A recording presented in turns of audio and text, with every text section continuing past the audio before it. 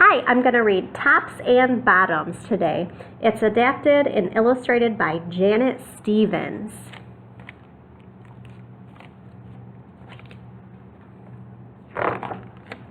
Tops and Bottoms.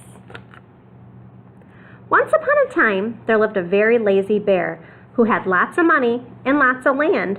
His father had been a hard worker and a smart business bear, and he had given all of his wealth to his son. But all Bear wanted to do was sleep. Not far down the road lived a hare. Although Hare was clever, he sometimes got into trouble. He had once owned land too, but now he had nothing. He had lost a risky bet with a tortoise and had sold all of his land to Bear to pay off the debt. Hare and his family were in very bad shape. "The children are so hungry, Father Hare. We must think of something," Mrs. Hare cried one day. So Hare and Mrs. Hare put their heads together and cooked up a plan. The next day, Hare hopped down the road to Bear's house. Bear, of course, was asleep. "Hello, Bear. Wake up. It's your neighbor, Hare, and I have an idea." Bear opened one eye and grunted. "We can be business partners," Hare said. "All we need is the field right here in front of your house. I'll do the hard work of planting and harvesting, and we can split the profit right down the middle." "Yes, sir, Bear. We're in this together. I'll work and you sleep." "Huh?" said Bear. "So what will it be, Bear?" asked the Hare. "The top half or the bottom half? It's up to you. Tops or bottoms?" Let's see," Bear said with a yawn. "I'll take the top half, Hare." "Right, tops."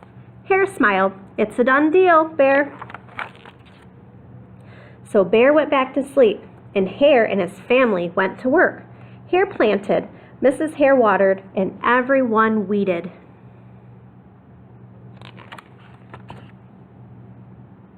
Bear slept as the crops grew. When it was time for the harvest, Hare called out, "Wake up, Bear. You get the tops and I get the bottoms."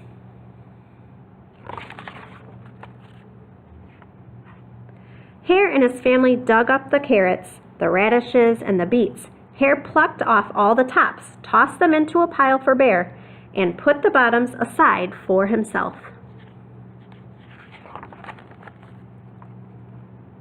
Bear stared at his pile. "But Hare, all the best parts are in your half." "You chose the tops, Bear," Hare said. "Now, Hare, you've tricked me. You plant this field again, and this season I want the bottoms." Hare agreed. "It's a done deal, Bear." So Bear went back to sleep, and Hare and his family went to work. They planted, watered, and weeded. Bear slept as the crops grew. When it was time for the harvest, Hare called out, "Wake up, Bear. You get the bottoms, and I get the tops." Hare and his family gathered up the lettuce, the broccoli, and the celery. Hare pulled off the bottoms for Bear and put the tops in his own pile.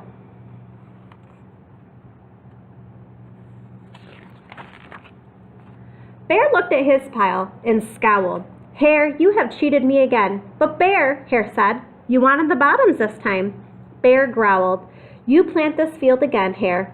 You've tricked me once, and you owe me one season of both tops and bottoms." "You're right, poor old Bear," sighed Hare. "It's only fair that you get both tops and bottoms this time. It's a done deal, Bear."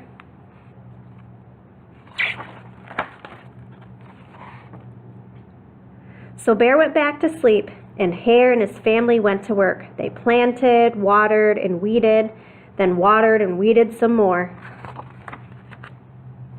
Bear slept as his crops grew. When it was time for the harvest, Hare called out, "Wake up, Bear. This time you get the tops and the bottoms." There in front of Bear's house lay a high field of corn. Hare and his friends yanked up every corn stalk. Hare tugged off the roots at the bottom and the tassels at the top and put them in a pile for Bear. Then he carefully collected the ears of corn in the middle and placed them in his own pile. Bear rubbed his eyes and watched. "See, Bear? You get the tops and the bottoms. I get the middles." "Yes, sir, Bear. It's a done deal."